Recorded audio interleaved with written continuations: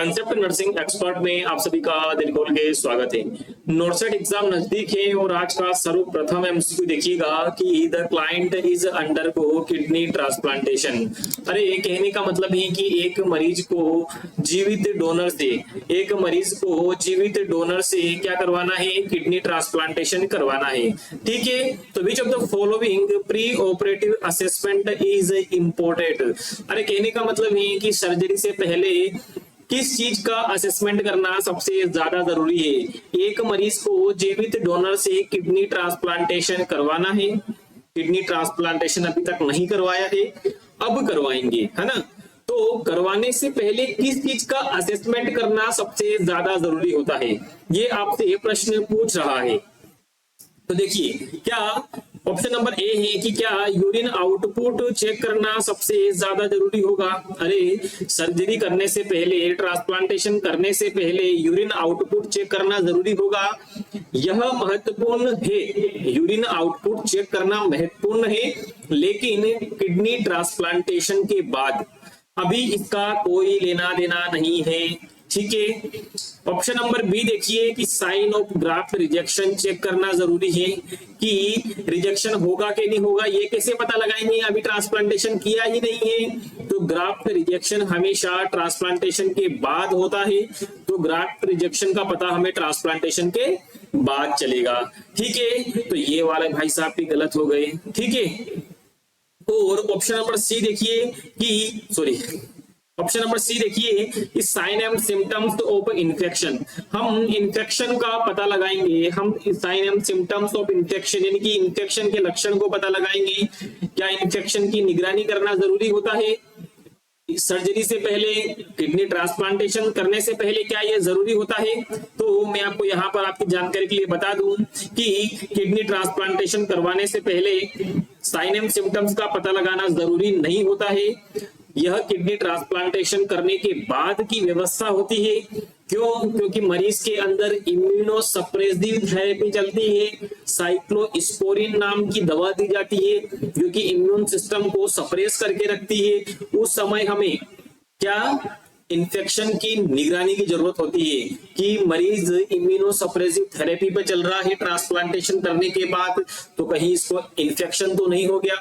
तो ये ट्रांसप्लांटेशन करने की बाद की व्यवस्था है, तो अभी तो ये आंसर भी गलत जाएगा। ठीक है, तो ऑप्शन नंबर बचा कुचा कौन सा है, राइट आंसर डी जाएगा। राइट आंसर डी क्या कहना चाहता है कि client support system and understanding the life style changes. अरे कहने का मतलब है कि प्री ऑपरेटिव सबसे पहले महत्वपूर्ण होता है क्या चेक करना कि मरीज का सपोर्ट सिस्टम कैसा है, उसके फैमिली कैसी है, उसके फैमिली बैकग्राउंड के बिलीव सिस्टम कैसे हैं, उसका लाइफ स्टाइल कैसा है। मरीज को लंबे समय तक देखभाल और एक अनुशासन की जरूरत होती है ट्रांसप्लांटेशन करवाने के बाद। यहाँ पर बात सिर्फ इतनी सी समझनी है कि ट्रांसप्लांटेशन के बाद मरीज को लंबे समय तक देखभाल और अनुशासन की जरूरत होती है, क्योंकि ट्रांसप्लांटेशन के बाद जीवन शैली में बड़े बड़े बदलाव होते हैं, जैसे कि नियमित रूप से इम्यूनो सप्रेसिव दवा लेना, है ना, डाइट में बड़े बदलाव करना, जैसे कि नमक और प्रोटीन का नियंत्रण करना, नियमित रूप से डॉक्टर के चक्कर लगाना। तो मरीज का सपोर्टिव सिस्टम यानी कि परिवार वाले थोड़े मजबूत होने चाहिए ताकि वे मरीज के साथ, उसकी जिंदगी के साथ, इस बदलाव के साथ तालमेल बिठा सके। ठीक है, क्लियर है। तो करेक्ट आंसर कौन सा जाएगा, करेक्ट आंसर डी जाएगा। क्लियर है यहाँ तक, अरे यस और नो क्लियर है यहाँ तक। चलिए नेक्स्ट क्वेश्चन की तरफ अपन बढ़ते हैं। क्वेश्चन नंबर दूसरा देखिए कि a client had transurethral prostatectomy. एक मरीज को क्या किया गया है, ट्रांस यूरेथ्रल प्रोस्टेक्टोमी किया गया है। क्यों किया गया है, क्योंकि उसको बिनाइन प्रोस्टेटिक हाइपरट्रोफी हुई थी। अरे एक मरीज को बिनाइन प्रोस्टेटिक हाइपरट्रोफी हुई थी, जिसको ठीक करने के लिए ट्रांस यूरेथ्रल प्रोस्टेक्टोमी की गई है। ठीक है, he is currently being treated with continue bladder irrigation, और अब उसके कंटिन्यू ब्लैडर इरिगेशन का काम चल रहा है। अब क्या हो रहा है, उसके कंटिन्यू ब्लैडर इरिगेशन का काम चल रहा है। And is complaining of increasing severity of bladder spasms. अरे कहने का मतलब है कि एक मरीज को बिनाइन प्रोस्टेटिक हाइपरट्रोफी थी, जिसको ठीक करने के लिए ट्रांस यूरेथ्रल प्रोस्टेक्टोमी की गई। अब उसके कंटिन्यू ब्लैडर इरिगेशन का काम चल रहा है और मरीज शिकायत कर रहा है कि उसके ब्लैडर में स्पाज्मोडिक दर्द हो रहा है। तो उसमें आप क्या करोगे? सबसे पहले तो आप लोग ये समझिए कि ये जो सर्जरी कर रहे हैं ये क्यों कर रहे हैं, किस बीमारी में कर रहे हैं। देखो, जब भी किसी व्यक्ति के अंदर प्रोस्टेट ग्लैंड एबनॉर्मली साइज में थोड़ी बढ़ जाती है तो यूरेथ्रा का ल्यूमन छोटा हो जाता है। यूरेथ्रा छोटी सी नली होती है, अगर उसमें दबाव आएगा तो उसका जो अंदर का सरकमटेंस है, ल्यूमन है, वो छोटा हो जाएगा। तो यूरिन पास आउट करने में दिक्कत होगी, प्रॉपरली यूरिन पास आउट नहीं होगा। तो जो प्रोस्टेट ग्लैंड बड़ी हुई है उस बड़े हुए हिस्से को यूरेथ्रा के माध्यम से ट्यूब डालकर काट दिया जाता है, जिसे अपन ट्रांस यूरेथ्रल प्रोस्टेक्टोमी कहते हैं। ठीक है, ये तो अपन ने सर्जरी कर दी, TURP कर दी। ठीक है, अब इस सर्जरी को करने के बाद अपन क्या करते हैं? कैथेटर डालते हैं। अब वो कैथेटर डालते हैं जिससे क्या होता है कि यूरिन पास आउट होता रहता है ना। अब इस सर्जरी के बाद ब्लैडर को इरिगेशन करना भी बेहद जरूरी होता है। ब्लैडर इरिगेशन करना बेहद जरूरी इसलिए होता है, इसके पीछे दो कारण होते हैं। सबसे पहले कारण तो यह होता है कि अपने सर्जरी की है तो वहां पर ब्लड के क्लोट नहीं जमने चाहिए। तो उन जो ब्लड के क्लोट जम गए हैं उन क्लोट्स को हटाना, ब्लैडर इरिगेशन के माध्यम से ब्लड के क्लोट को हटाना। और दूसरा जो होता है कि नए क्लोट बनने से रोकना। तो ये ब्लैडर इरिगेशन का महत्वपूर्ण कार्य होता है। ठीक है, अगर कैथेटर किसी कारणवश ब्लॉक हो जाता है तो यूरिन ब्लैडर में जमा हो जाता है और वहां पर स्पाज्मोडिक पेन क्रिएट करता है। ठीक है, तो अपने ऑप्शन पे आ जाइए कि आप उसको ओरल एनाल्जेसिक दोगे क्या? अपना काम दवाई देना है लेकिन डॉक्टर की प्रिस्क्रिप्शन के अनुसार देना है। यहाँ पर आगे लिखा है क्या कि डॉक्टर ने प्रिस्क्राइब की है वो दवा दोगे? नहीं देंगे, है ना। ठीक है, stop irrigation and call the physician. इतनी छोटी सी बात के लिए अपन फिजिशियन को कॉल नहीं करेंगे। ठीक है, और तीसरा ऑप्शन नंबर ये बताना चाहता है कि ये बेलेडोना और ओपियम सपोजिटरी दवाई देंगे जो कि फिजिशियन ने ऑर्डर कर रखी है। ये दवाई भी नहीं देंगे। क्यों नहीं देंगे? क्योंकि अपन क्या कर रहे हैं, यहाँ को बात को समझो। यहाँ पर अपन ने कैथेटर डाल रखा है, वो कैथेटर ब्लॉक हो गया है। अब कैथेटर ब्लॉक हो गया है जिसके कारण यूरिन कैथेटर से आगे नहीं आ पा रहा है। तो यूरिन कहां पर जमा हो रहा है? यूरिन जो है कि ब्लैडर के अंदर जमा हो रहा है। जब यूरिन ब्लैडर के अंदर जमा होता है तो वहां पर खिंचाव और तनाव पैदा करेगा तो दर्द होगा। तो उस छोटे से दर्द के लिए काहे को फिजिशियन को परेशान करना। उसके लिए अपन को क्या करेंगे कि उसके जो क्लोट्स होंगे उन क्लोट्स को रिमूव करने के लिए कैथेटर में अपन 10 ml पुश करते थे कि नहीं करते थे? पहले करते थे ना। तो ऑप्शन नंबर डी देखिए वही कहना चाहता है कि check for the presence clots की प्रेजेंट का पहले पता लगाओ कि वहां पे कहीं क्लोट्स तो नहीं जम गया है। And make sure the catheter is draining, और पता करो कि वहां पे कैथेटर से यूरिन पास आउट हो रहा है कि नहीं हो रहा है। ये सब पता कर लो। अगर उसके बाद भी समस्या बनी रहे तो फिर फिजिशियन को कॉल करो। नहीं, सही बात है ना। तो option number D is A correct answer. Clear है यहां तक? चलिए नेक्स्ट क्वेश्चन की तरफ बढ़ते हैं। क्वेश्चन नंबर तीसरा देखिए कि a client admitted with the diagnosis of hydronephrosis secondary to calculi. एक मरीज को यूरिनरी ट्रैक्ट के अंदर स्टोन बन गया। अब यूरिनरी ट्रैक्ट के अंदर स्टोन बन गया तो यूरिन नीचे नहीं आया, तो यूरिन ऊपर चला गया तो हाइड्रोनेफ्रोसिस हो गया पेशेंट को, है ना। पेशेंट को क्या हो गया? हाइड्रोनेफ्रोसिस हो गया। क्वेश्चन वापस से पढ़ो, समझ में नहीं आया। A client is admitted with the diagnosis of hydronephrosis secondary to calculi. Calculi के कारण मरीज को हाइड्रोनेफ्रोसिस हुआ था। ठीक है, और कैलकुलाई हैव बीन रिमूव्ड, और जिसके कारण ये तदबा हुआ था उसे अपन ने बाहर निकाल लिया है ना। And post obstructive diuresis is occurring. Which of the following intervention should be done? कहने का मतलब है कि एक मरीज को यूरिनरी ट्रैक्ट के अंदर स्टोन बना था, अब यूरिनरी ट्रैक्ट के अंदर स्टोन बना था, जिसके कारण क्या हुआ था, हाइड्रोनेफ्रोसिस हुआ था। ठीक है, क्लियर है यहां तक। अब स्टोन को सर्जरी के माध्यम से बाहर निकाल लिया गया है। अब सर्जरी के बाद पेशेंट को पोस्ट ऑपरेटिव डायूरेसिस हो रहा है, लगातार डायूरेसिस हो रहा है, तो उसमें आपको क्या करना चाहिए, उसमें आपको क्या करना चाहिए, देखो बात को समझो। जब भी मैं आपको डायग्राम के माध्यम से समझाता हूं कि देखो, जैसे कि ये क्या है, अपनी किडनी है, ठीक है, ये क्या है, अपनी किडनी है, क्लियर है। मेरे को डायग्राम बनाना नहीं आता, लेकिन फिर भी मैं कोशिश करूंगा, है ना। ये अपनी किडनी है, ठीक है। अब मान लो कि यहाँ पर क्या हो गया, किडनी स्टोन हो गया। अब इस जगह पर यदि स्टोन हो जाता है तो यूरिन क्या नीचे आ पाएगा, नहीं आ पाएगा।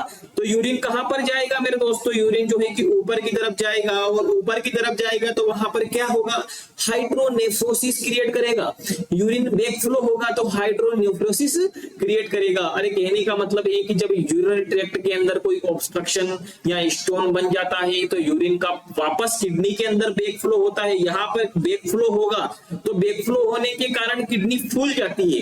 जब किडनी फूल जाती है तो उसे अपन हाइड्रोनेफ्रोसिस कहते हैं। क्या कहते हैं, हाइड्रोनेफ्रोसिस कहते हैं। और इसी हाइड्रोनेफ्रोसिस को ठीक करने के लिए अपना क्वेश्चन क्या कहना चाहता है, इसी हाइड्रोनेफ्रोसिस को ठीक करने के लिए जो है कि सर्जरी की गई, और सर्जरी के माध्यम से इस कैलकुलाई को बाहर निकाल दिया गया। अब मरीज को लगातार डायूरेसिस हो रहा है। अब लगातार यदि डायूरेसिस हो रहा है तो उसमें आपको क्या करना चाहिए, क्या ऑप्शन नंबर ए बता रहा है कि आपको क्या करना चाहिए, कि आपको हर 8 घंटे में मरीज के वाइटल साइन चेक करने चाहिए। क्या ये नैतिकता और ईमानदारी के लिए जरूरी है कि आप 8 घंटे में वाइटल साइन चेक करेंगे? अरे शुरुआत में वाइटल साइन 8 घंटे में नहीं चेक करते, 8 घंटे में नहीं चेक करते, हर 30 मिनट में चेक करते हैं। नैतिकता और ईमानदारी की बात करें तो अपन फर्जीवाड़े के हिसाब से कागजों में लिख देते हैं, लेकिन एक्चुअल में हर 30 मिनट में चेक करना होता है, 8 घंटे में नहीं चेक करना होता। ठीक है, दूसरा ऑप्शन बोलना चाहता है तो ये तो पहले से ही गलत हो गया। ठीक है, दूसरा ऑप्शन कहना चाहता है कि weight the client every other day. अरे क्लाइंट का वजन चेक करो हर दूसरे दिन। पहली बात तो हर दूसरे दिन क्यों चेक करेंगे, हर दूसरे दिन नहीं चेक करेंगे। मरीज का वजन जो है कि सेम डे रोज चेक करेंगे। क्या करेंगे, सेम डे रोज चेक करना है, तो ये भी गलत हो गया। ठीक है, ये ऑप्शन भी गलत हो गया। अब ऑप्शन नंबर सी कहना चाहता है, ऑप्शन नंबर सी कहना चाहता है कि assess the urine output every shift. प्रत्येक शिफ्ट में जो है कि यूरिन आउटपुट को अपन चेक करेंगे। तो ये ऑप्शन भी गलत चला जाएगा। ये ऑप्शन गलत क्यों जाएगा भाई, ये ऑप्शन गलत इसलिए जाएगा क्योंकि हम शिफ्ट बदलने का इंतजार नहीं करेंगे यूरिन आउटपुट चेक करने के लिए, कि अभी 1 घंटे बाद दूसरी शिफ्ट बदलने वाली है तो अब चेक कर ले। अरे हर घंटे यूरिन आउटपुट अपन को चेक करना है, हर घंटे अपन को यूरिन आउटपुट चेक करना है, तो ये ऑप्शन भी गलत हो गया। अब बचा कुचा डी आंसर, तो पहले तो इसको बोल लेता है कि यही सही होगा। क्या होगा, यही सही होगा। और ये सही क्यों होगा, इसके पीछे का क्या कारण है, तो इसके पीछे का कारण है कि मॉनिटर क्लाइंट इलेक्ट्रोलाइट लेवल। अरे डायूरेसिस के कारण मरीज के अंदर इलेक्ट्रोलाइट इम्बैलेंस हो सकता है, इसलिए अपन क्या करेंगे, उसके इलेक्ट्रोलाइट को कंटिन्यू चेक करेंगे। ठीक है, क्लियर है यहां तक, यस और नो। ठीक है, नेक्स्ट क्वेश्चन की तरफ। अगला एमसीक्यू देखिए कि a client pass the result calculus. एक क्लाइंट ने जो है कि किडनी स्टोन, अरे पथरी को पास आउट किया है यूरिन के माध्यम से, यूरिन के माध्यम से पथरी को पास आउट किया है, और पास आउट करने के बाद उसने आपको दे दिया है, और आपने वो क्या किया है, लेबोरेटरी के अंदर सेंड कर दिया है। पथरी को आपने, उस सैंपल को आपने, स्पेसिमेन को आपने लेबोरेटरी के अंदर सेंड कर दिया है। तो एग्जामिनर आपसे पूछना चाहता है कि आपने ऐसा क्यों किया। अरे एग्जामिनर आपसे पूछना चाहता है कि आपने ऐसा क्यों किया। मरीज ने आपको रीनल कैलकुलस ला करके दिया और आपने जो है कि उसको लेबोरेटरी में भेजा, तो आपने ऐसा क्यों किया। क्या आपने एंटीबॉडीज का डिटेक्शन करने के लिए ऐसा किया। अरे आपने क्या एंटीबॉडीज का डिटेक्शन करने के लिए किडनी को स्टोन को लेबोरेटरी में भेजा, तो किडनी स्टोन के अंदर एंटीबॉडीज होती है क्या उसका एंटीबॉडीज से कोई लेना देना होता है क्या, नहीं होता है। तो ये ऑप्शन भी, ये ऑप्शन गलत जाएगा। ठीक है, ऑप्शन नंबर बी देखिए, ऑप्शन नंबर बी कहना चाहता है कि स्टोन के अंदर किस प्रकार का इंफेक्शन था ये चेक करने के लिए भेजा है क्या। अरे स्टोन के अंदर किस प्रकार का इंफेक्शन था ये चेक करने के लिए भेजा है क्या, स्टोन के अंदर इंफेक्शन होता है क्या, स्टोन के अंदर काय का इन्फेक्शन होता है, तो ये भी गलत जाएगा, ये भी गलत जाएगा। तीसरा कहना चाहता है कि कंपोजिशन ऑफ कैलकुलस, अरे जो किडनी स्टोन है वो किस खेत की मूली से मिलकर के बना हुआ, उसका कंपोजिशन क्या है ये पता लगाने के लिए भेजा है। तो बिल्कुल सही बात है, हमने यही पता लगाने के लिए भेजा है कि स्टोन किस चीज से मिलकर के बना है ना, स्टोन किस चीज से मिलकर के बना है, यही पता लगाने के लिए हमने जो है कि स्टोन को लेबोरेटरी में भेजा है कि भाई तू बता कि ये किस चीज से मिलकर के बना है, फिर हम मरीज को बताएंगे कि आपको ये चीजें नहीं खानी है। ठीक है, क्लियर है यहाँ तक? नेक्स्ट एमसीक्यू में बढ़िए। अगला एमसीक्यू देखिए कि adverse reaction of prednisolone therapy. अरे क्या पूछा है, प्रेडनिसोलोन थेरेपी का एडवर्स रिएक्शन कौन सा होगा? Adverse reaction of prednisolone therapy include which of the following condition. Prednisolone का एडवर्स रिएक्शन होने के बाद कौन सी कंडीशंस देखने को मिलेगी? क्वेश्चन को ध्यान से पढ़िए और समझदारी के साथ उत्तर दीजिए। क्या मरीज को एक्नी एंड ब्लीडिंग गम्स की शिकायत होगी? अरे क्या मरीज को एक्नी और ब्लीडिंग गम्स की शिकायत होगी क्या?